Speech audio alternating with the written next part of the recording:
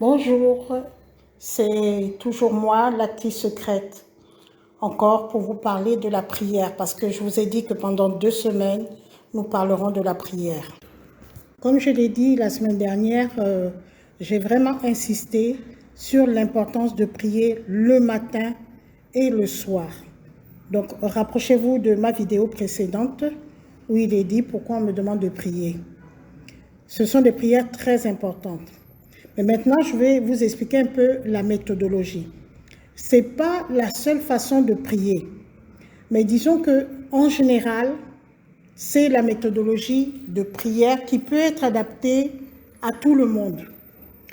Premièrement, je tiens à souligner que la prière, c'est une conversation.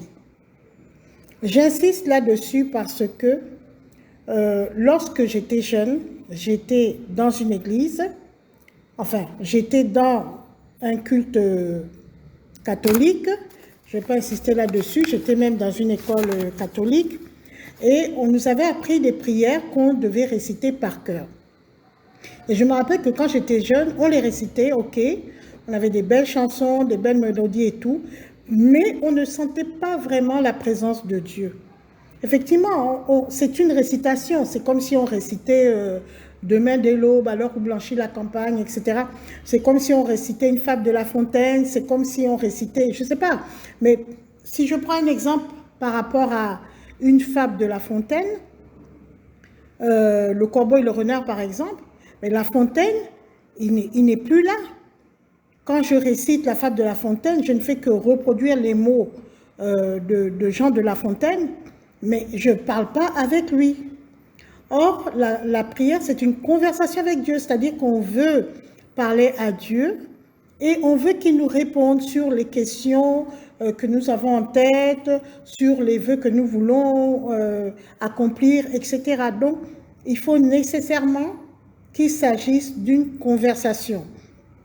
Et je répète, qui dit conversation dit que nous sommes conscients que la personne à qui on s'adresse, c'est une personne vivante. Peut-être qu'on ne voit pas Dieu, c'est vrai qu'on ne voit pas Dieu, mais on doit être conscient de sa présence. Par exemple, là, quand je vous parle, Dieu est à côté de moi. Les anges sont à côté de moi, je ne les vois pas, mais ils sont là. Et vous qui m'écoutez, Dieu est à côté de vous. Dieu est en vous aussi. Les anges sont à côté de vous, etc. Si vous avez cette notion-là, cette conscience de la présence permanente, je dis bien permanente, de Dieu dans votre vie, je vous assure que vous avez fait un pas immense, je dis bien immense, j'insiste, un pas immense vers le bonheur. C'est très important. Si vous avez cette conscience-là que Dieu, il est là. Quand je pleure, il est là. Quand je ris, il est là. Quand je fais quelque chose de bien, il est là. Quand je fais quelque chose de mal, il est là. Quand on me fait souffrir, il est là. Quand on me donne de la joie, il est là. Il est là en permanence, à côté de nous, à l'intérieur de nous. Et tous ces anges qui travaillent pour lui sont là aussi. Donc, il n'y a pas trop lieu de s'inquiéter dans la vie. Moi, vous savez, c'est à cause de mes enfants que j'ai une foi terrible en Dieu, parce que je n'avais pas le choix. Déjà, j'avais plein de problèmes. Je devais m'occuper de tous mes enfants, en même temps travailler et tout. Donc, pendant que je suis au travail, mes enfants sont à la maison ou mes enfants sont à l'école, à qui voulez-vous que je confie le sort de mes enfants? Je ne pouvais que le confier à Dieu. Lorsque les aînés ont commencé à aller à l'université, c'est dans les pays étrangers, je ne pouvais que confier mes enfants à Dieu parce que je ne pouvais pas être dans mon pays, être dans les pays étrangers en même temps. Donc je n'avais pas d'autre choix que de dire « Ah Dieu, là où je suis, je ne peux pas me diviser pour être en même temps dans tes pays, en même temps là où je suis. Tout ce que je peux faire, c'est te demander, toi, va veiller sur mon enfant là où il est.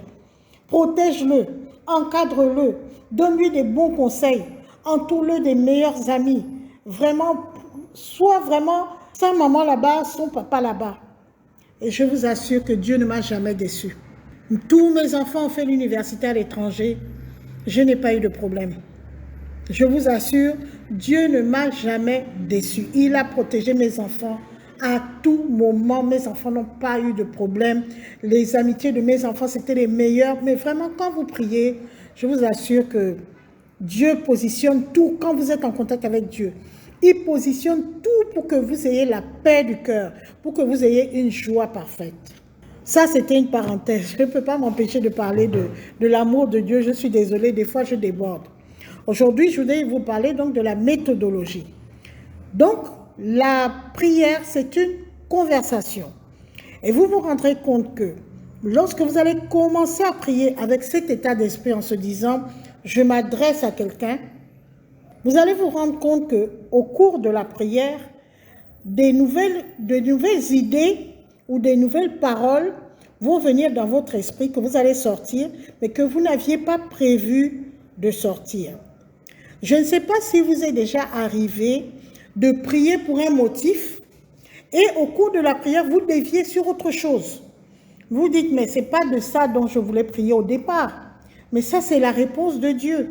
Peut-être que vous avez prié pour un danger ou un petit problème, mais Dieu vous envoie pour prier pour autre chose qui est vraiment plus important et plus urgent que ce qui vous tracassait au préalable.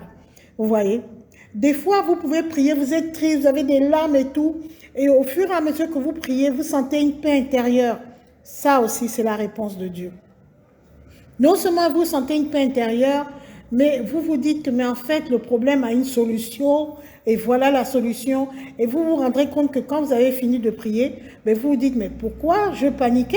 Puisque la solution, elle est là toute faite. Ça aussi, c'est la réponse de Dieu. Dieu parle avec nous tout le temps à travers notre esprit. C'est comme ça qu'il communique actuellement. Il n'est plus fait de chair. Il communique à travers l'esprit. Et vous allez vous dire, oh, j'ai une bonne idée. Oh, j'ai le troisième œil. Oh, j'ai ça. Non, c'est Dieu qui parle avec vous. Et Dieu vous explique les choses de façon progressive. Il veut d'abord que vous puissiez acquérir suffisamment de maturité pour avoir la compréhension de ce qu'il veut vous expliquer. Vous n'aurez pas la réponse à toutes vos questions là tout de suite. Mais au fur et à mesure des jours, peut-être même des mois, des années, vous aurez la réponse. Il vous donne toujours la réponse. Mais il attend d'abord que vous ayez la maturité nécessaire pour écouter cette réponse, pour comprendre cette réponse et pour la mettre en application.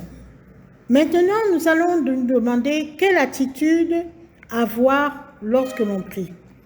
Moi, je vois des gens qui, avant de prier, c'est tout un cérémonial. Le cérémonial est tellement grand, tellement long, que ce qu'ils avaient à cœur de dire à Dieu, au fur et à mesure, c'est parti. Je prends un exemple. Vous dormez et vous vous réveillez à 3 heures du matin. Dieu vous dit, prie, prie. Enfin, vous avez quelque chose dans votre tête. Je vous ai dit ce qui est dans votre tête, c'est Dieu qui vous parle. Il dit, prie, prie, prie. Alors, moi, il y a des gens qui disent, oui, à 3 heures du matin, on m'a dit de prier. Je suis d'abord allée à la douche, j'ai lavé ma figure. Il faut des fois pas laver la figure. Il y a des secrets que je vous donne. Quand Dieu vous dit de prier, ne lavez pas la figure des fois. Quand vous lavez la figure, vous enlevez tout ce que vous avez à dire au départ. Tout part en même temps que vous lavez la figure. Il y a des moments, ne lavez pas la figure. Dieu ne se préoccupe pas de savoir si vous avez brossé vos dents, lavé votre figure, mis du lait de toilette et tout. Non, il regarde votre cœur. Il y a des moments, il a quelque chose d'urgent à vous dire, à l'instant même. Mais si vous différez ce temps, que vous allez d'abord vous laver, brosser les dents, prendre une douche complète, ensuite quand vous allez rentrer dans votre chambre, bon, comme je me suis déjà douché, je vais mettre mon lait de toilette. Après, bon, comme j'ai mis mon lait de toilette, je vais m'habiller. Comme je me suis habillée, je vais coiffer mes cheveux. Après seulement, je vais prier. Je vous assure que vous ferez ce qu'on appelle une prière morte. Parce que tout ce que vous deviez dire dans la prière, c'est parti avec tout ce temps-là. Moi, quand j'explique ça aux gens, les gens disent que non, c'est pas possible, on doit se présenter à Dieu, il faut qu'on soit propre, Mais on parle de la propreté de ton cœur. On ne te demande pas de te parfumer avec un parfum sophistiqué pour t'approcher de Dieu. La propreté de ton cœur, la propreté de ton corps spirituel, pas forcément ton corps physique.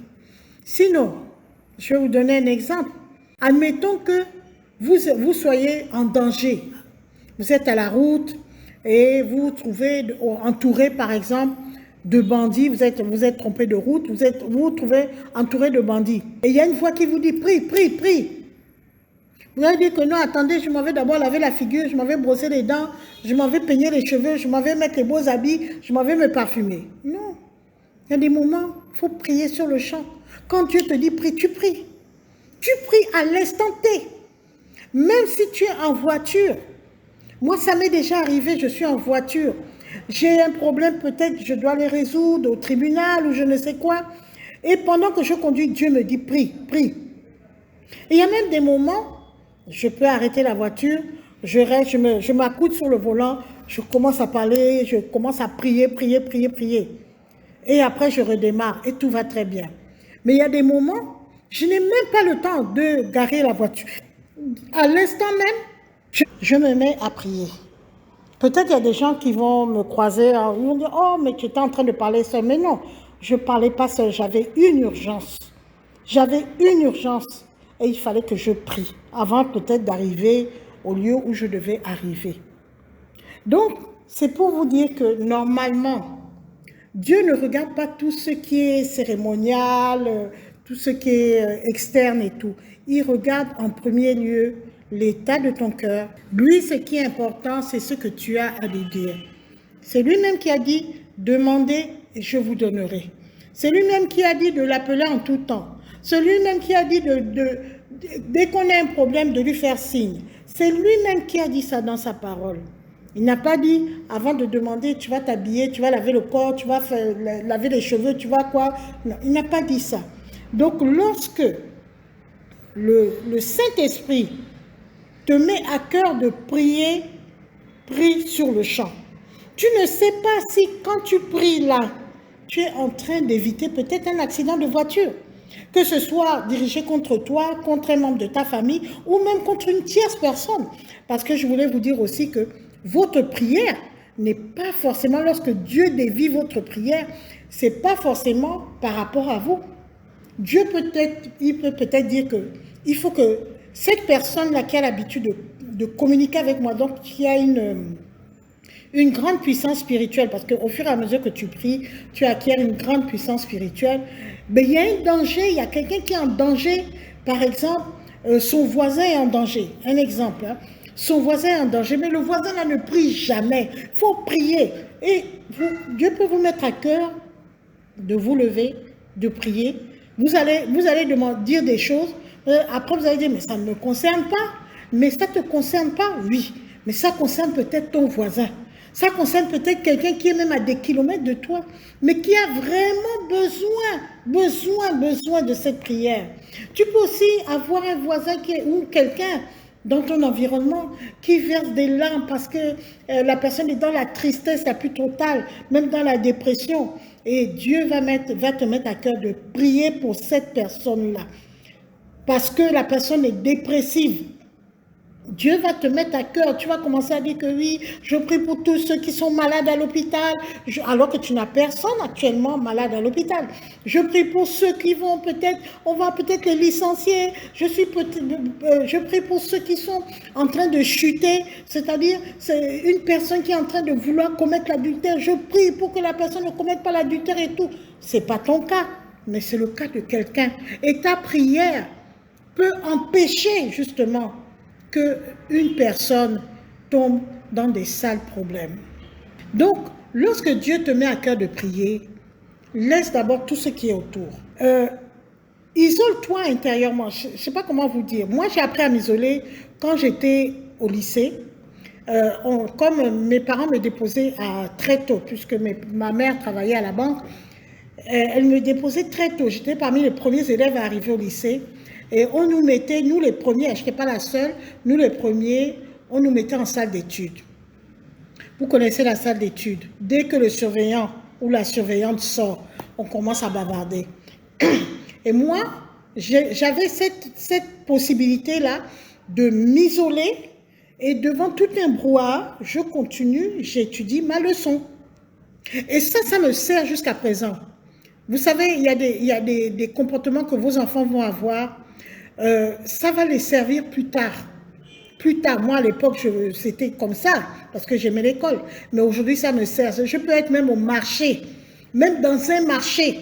Lorsque Dieu me dit de prier, j'ai cette capacité de faire le vide autour de moi, de me concentrer et de parler à mon Dieu. Et ça, il faut vous entraîner à ça. Il ne faut pas toujours vous dire que oui, je ne peux pas prier parce qu'il y a un bar à côté. Je ne peux pas prier parce qu'il y a les klaxons des voitures. Je ne peux pas prier parce que les gens parlent à côté. Je ne peux pas prier parce que. C'est vrai, c'est dérangeant. L'idéal serait de prier dans le calme. Mais puisque tu ne peux pas être dans le calme, il faut que tu apprennes à prier même s'il y a le bruit autour de toi. C'est une relation qui est entre toi et Dieu. Donc, sors du cadre humain, rentre en esprit et commence à prier. Je dis là, c'est possible, hein, ne croyez pas que c'est impossible. On peut prier dans le bruit.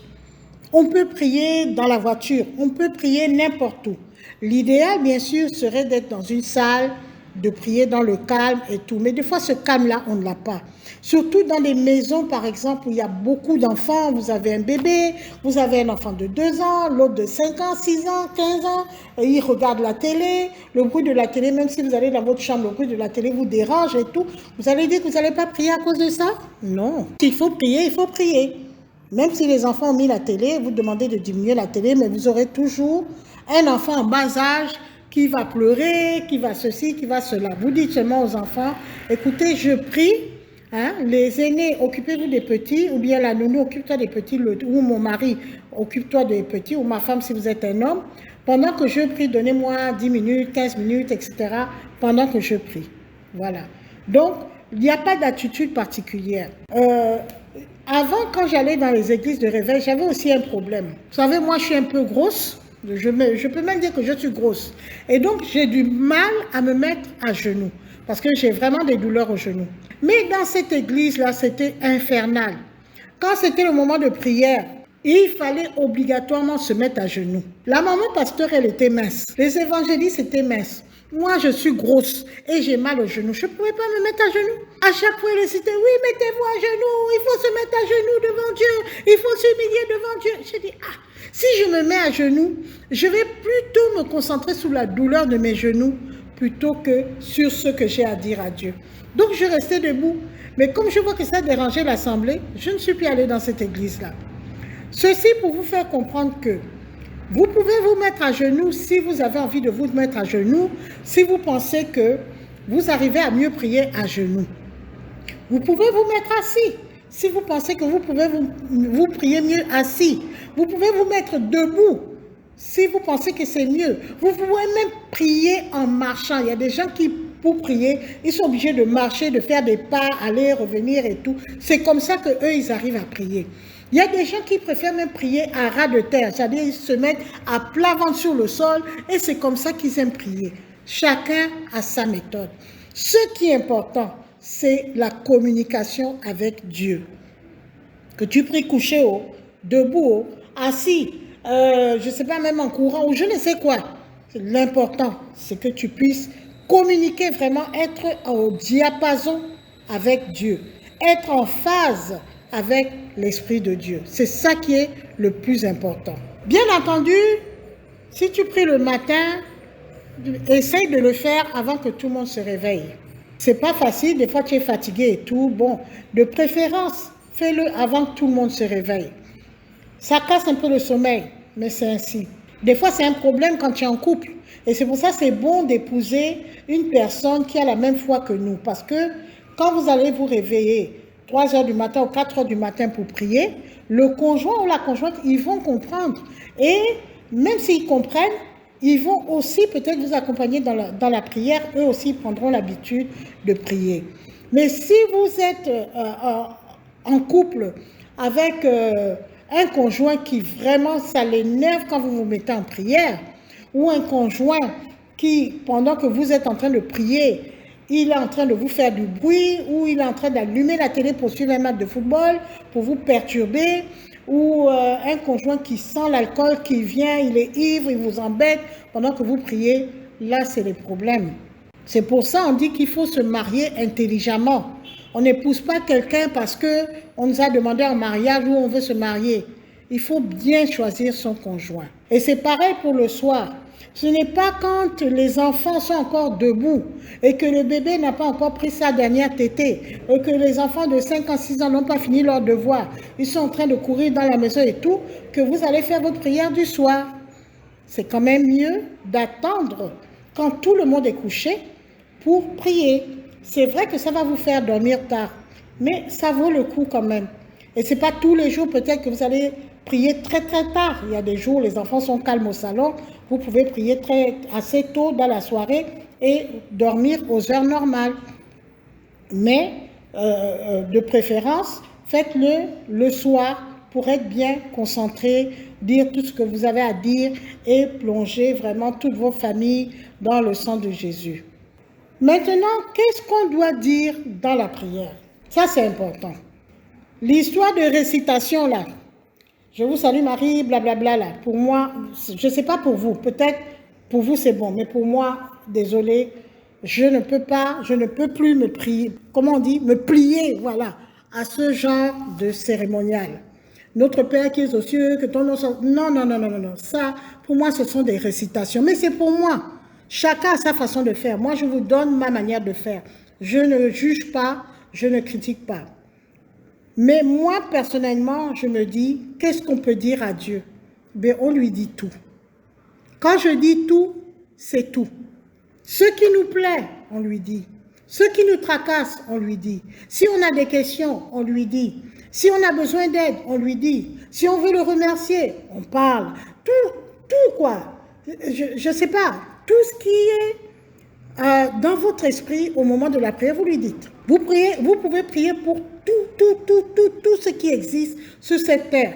Il y a des gens qui prient quand, par exemple, on va rentrer dans les élections politiques, les élections d'un pays.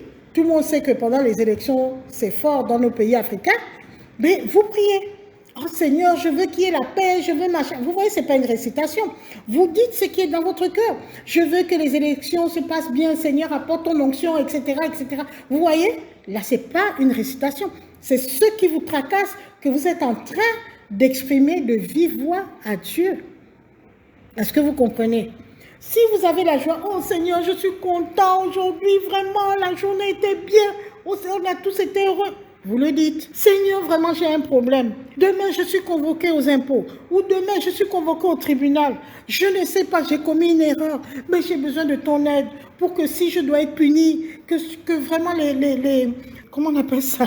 Les juges soient cléments et que ma sentence soit moindre. Ou alors on m'a accusé à tort, Seigneur. Fais en sorte que la vérité soit vue au grand jour. Au nom de Jésus, etc. Vous dites tout ce que vous avez à dire. Mais vous ne pouvez pas dire quelque chose et vouloir son contraire, parce que Dieu lit dans les cœurs. Ça, c'est un. Vous ne pouvez pas aussi dire quelque chose et dire le contraire. Je m'explique. Il y a des personnes qui veulent trouver un travail. C'est un exemple, hein. On nous dit, oui, Seigneur, j'aimerais avoir un travail vraiment qui est dans la propreté spirituelle, qui va me faire épanouir. De préférence, je préfère travailler dans le journalisme, par exemple, ou je préfère travailler dans l'administration, etc., etc. J'aimerais bien travailler là-bas, etc., etc.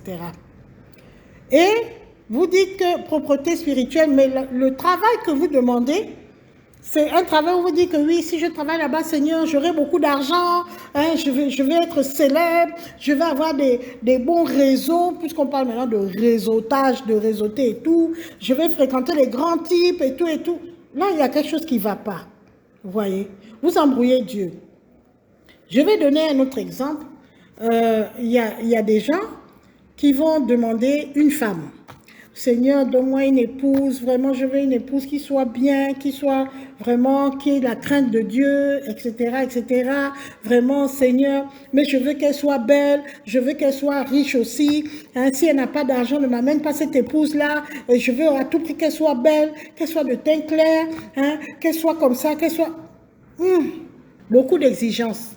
Maintenant, si la personne que Dieu veut te donner, ce n'est pas forcément une personne riche, et ce n'est pas forcément une femme de teint clair, et que tu as demandé à une femme qui a le corps mannequin, il pense que celle qui est un peu potelée ou qui est grosse là, c'est celle-là ton épouse. Maintenant, tu vas faire comment? Tu vas continuer à prier, prier, prier, alors que la femme est là. C'est comme si la femme te dit que mais je suis là, depuis que tu pries, me voilà. Mais tes yeux sont tournés ailleurs. Je prends un autre exemple de prière. Ça, c'est dans les églises. Oh là là, les églises de réveil. C'est la chantre qui a déjà visé l'évangéliste, qui est déjà marié. Seigneur Dieu, l'évangéliste tel, je veux que ce soit mon mari. Vraiment, j'ai rêvé qu'il était mon mari, mais il est déjà marié, sa femme n'est pas bien, c'est une sorcière. Fais en sorte qu'il se sépare de sa femme, parce qu'elle n'est pas bien, c'est moi qui suis bien pour lui, etc., etc. Je vous assure que ce genre de prière-là, vous allez entendre ça fréquemment dans les églises de réveil. Oh, le mari d'autrui, c'est toi qui décides que le monsieur qui est marié avec sa femme depuis plusieurs années, c'est toi qui es mieux qu'elle. C'est toi qui décides qu'ils doivent divorcer pour t'épouser tout.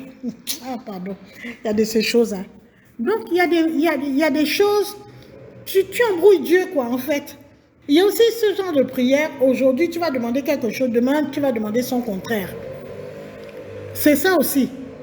Tu vas demander, ah, Seigneur, fais que je garde mon mari, vraiment, c'est mon mari, je ne veux pas le perdre, etc., etc.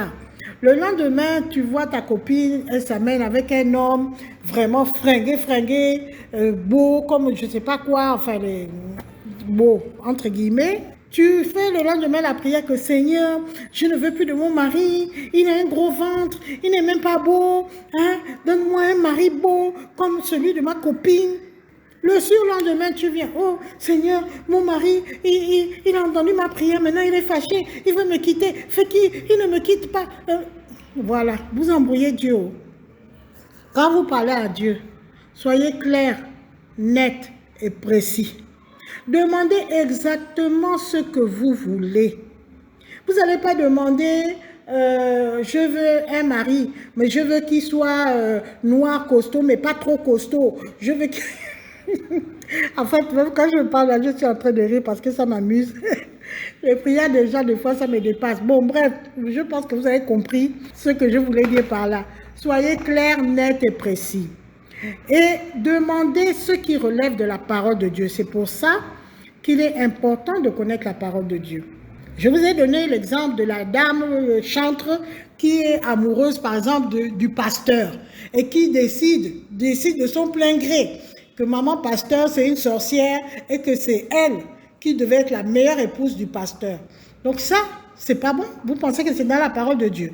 Vous allez prier pour que le pasteur divorce avec sa femme. Vous imaginez un peu, il a sa femme, ils ont des enfants et tout, ils sont mariés bien. Vous avez maintenant les intentions, ça c'est de l'adultère même. Parce que dans la parole de Dieu, on a dit, dès que tu penses déjà à te mettre avec quelqu'un qui est marié, c'est déjà de l'adultère.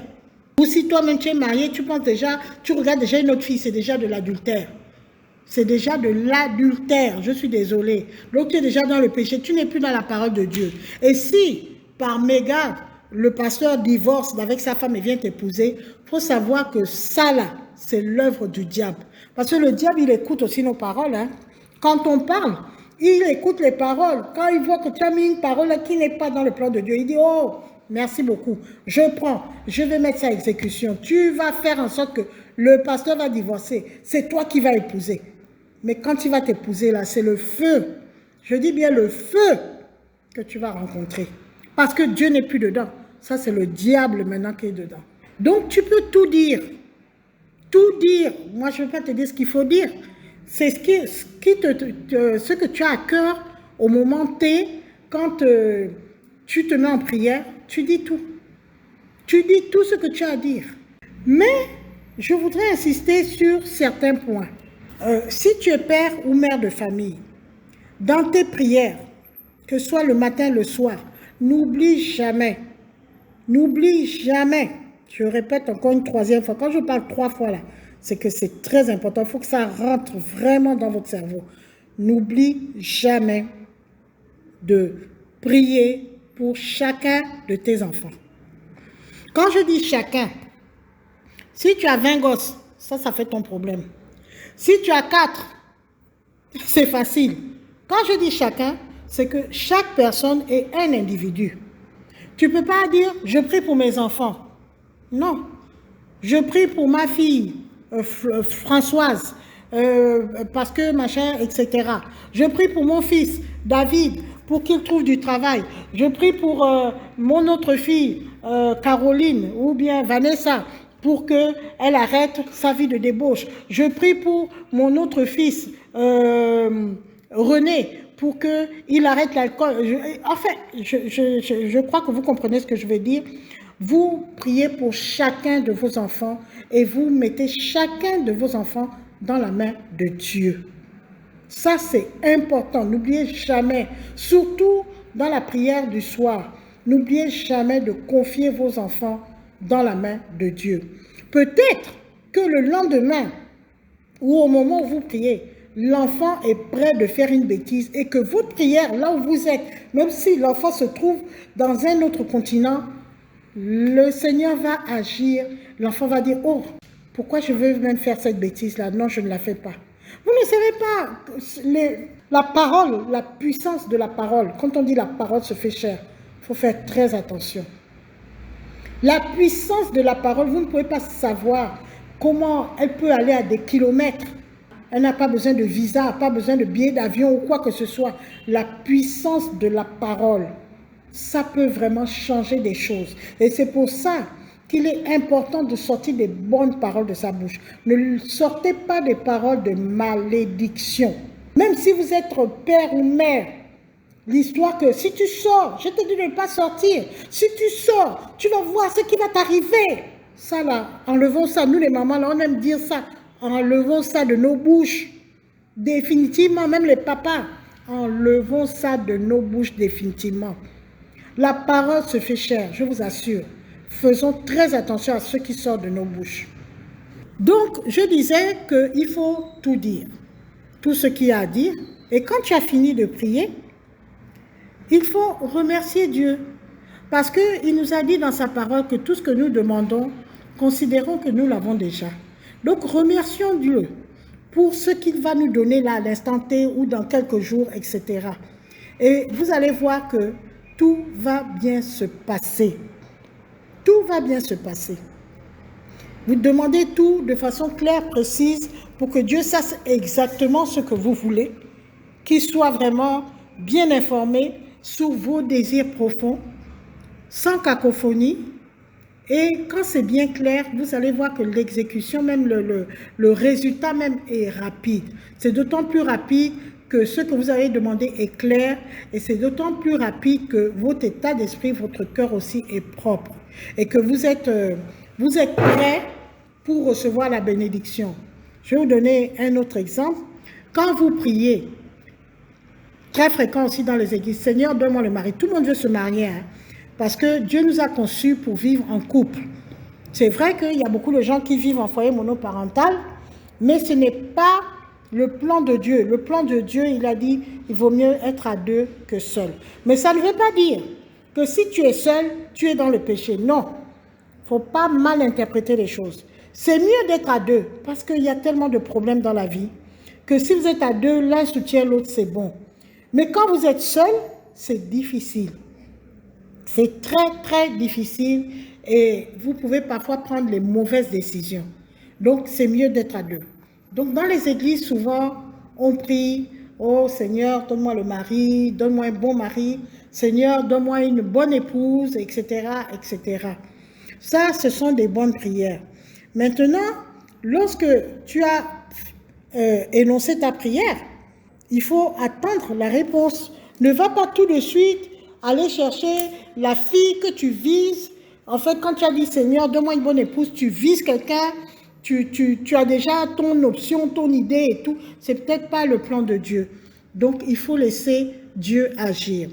Il peut arriver aussi que tu pries pour avoir un mari ou une femme, mais Dieu se rend compte que tu n'es pas encore prêt. Tu n'as pas de situation. Donc, quand tu vas te marier, quand Dieu va t'amener ton épouse, votre mariage sera un sujet de discorde parce que tu n'as pas de situation. Tu n'as pas de quoi faire vivre une famille. On ne te demande pas d'être millionnaire, mais le minimum même que tu peux payer un loyer, au moins ça, tu peux payer un loyer, tu peux payer au moins la nourriture, même si ta femme, elle fait une autre activité, à vous deux, vous arrivez à vous en sortir. Mais tu n'as rien. Quand je dis rien, je suis désolée. Tu es au chômage, tu dis donne-moi une femme, mais tu vas faire vivre ta femme comment? Tôt ou tard, vous serez dans les palabres. Avant de demander une femme, tu remarqueras que quand tu pries, Dieu dévie ta prière pour dire donne-moi un travail. Tu vas commencer, oui Seigneur, donne-moi une bonne épouse. Après, il va mettre dans ton esprit, demande d'abord le travail. Demande d'abord le travail, après je vais te donner la femme. Voilà. Parce qu'il faut être prêt à recevoir les bénédictions de Dieu. Dieu, ce n'est pas quelqu'un qui fait le travail à moitié. Il va te donner une bénédiction. Après, le lendemain de la bénédiction, tu vas commencer à gémir. Non, ce n'est pas ce que je voulais. Je voulais autre chose. Ça, là, ça ne me plaît pas. Dieu, est-ce que tu peux changer? Non, ce n'est pas une girouette. C'est pour ça, des fois, tu vas prier. Mais il va te regarder parce que tu n'es pas encore prêt. Tu n'es pas encore prêt. Et ceci m'amène justement à la troisième partie. C'est que lorsque tu as prié, tu dois attendre la réponse.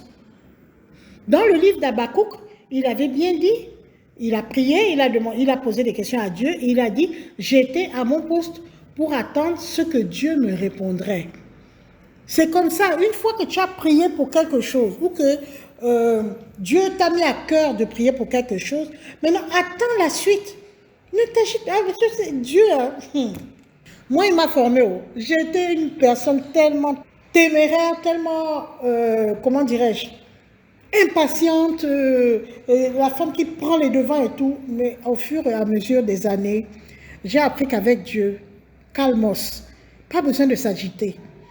Il résoudra ton problème au moment où il estimera que c'est le moment. Garde ton calme, attends la réponse. Une chose est sûre, il va te répondre. Ça, tu peux en être sûr et certain. Il va te répondre. Maintenant, quand il va te répondre, je ne sais pas. Comment il va te répondre? Je ne sais pas. Et quelle réponse il va te donner? Je ne sais pas. Ça, ce n'est pas moi, c'est Dieu. Et ce n'est même pas toi, c'est Dieu. Des fois, Dieu t'a déjà répondu, mais comme tu attends la réponse d'un autre côté, tu n'as pas vu que la réponse est déjà là. Il faut avoir l'oreille spirituelle bien ouverte. C'est important. Il peut te répondre avec des signes, il peut te répondre de plusieurs manières. Sois éveillé. Sois éveillé. Quand on communique avec Dieu, on ouvre notre troisième œil et on est de plus en plus éveillé. Le troisième œil, ce n'est pas seulement pour rentrer en sorcellerie, sortir en vampire, voyager en chauve-souris ou te transformer en cafard ou je ne sais quoi. Le vrai troisième œil, c'est de communiquer avec Dieu en esprit et de savoir discerner la partie spirituelle de chaque chose qui t'entoure, de chaque événement qui intervient dans ta vie. Si tu es très, très spirituel, si ton troisième œil est ouvert, n'importe quoi peut se passer. Tu peux même regarder un film à la télé. Tu peux écouter quelqu'un parler, ça fait tilt dans ta tête et tu as la réponse à ta question. Et ça, c'est l'œuvre de Dieu. L'autre chose que je vais donner comme conseil, c'est que lorsque tu pries, évite l'esprit de culpabilité. Il y a des gens, comme on a dit, quand tu pries, il faut d'abord te confesser. Confesser tes péchés. Je suis d'accord. Mais une fois que tu as confessé, tu as déjà confessé, par exemple, tu as fait un avortement. Tu as prié, tu as bien confessé, tu as versé tes larmes, tu as dit pardon, pitié, pitié. Maintenant, 1 an après, 2 ans après, 3 ans après, tu continues à confesser le même péché. Mais tu l'as déjà confessé. Tu ne vas pas dire que non, je me sens sale, je ne peux pas me rapprocher de Dieu parce qu'il y a 10 ans, j'avais fait un avortement, mais tu l'as déjà confessé. C'est bon. Tu ne vas pas passer ta vie dans la culpabilité. C'est le diable qui tout le temps va te dire « Ouais, tu as mal fait, tu es un pécheur, tu ne peux pas te présenter devant Dieu, ce n'est pas la peine de prier, Dieu ne va jamais t'écouter. » Ça, c'est du mensonge avec un grand M. Je dis bien, c'est du mensonge avec un grand M. Tu as déjà confessé. Quand tu as fait un péché, tu confesses.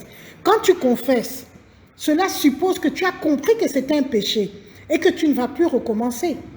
Parce qu'il y a des gens qui confessent, oui, j'ai fait ça, mais si j'ai fait ça, c'est parce que, c'est parce que. Non, quand tu dis déjà, mais c'est parce que, ça veut dire que tu te justifies dans le péché.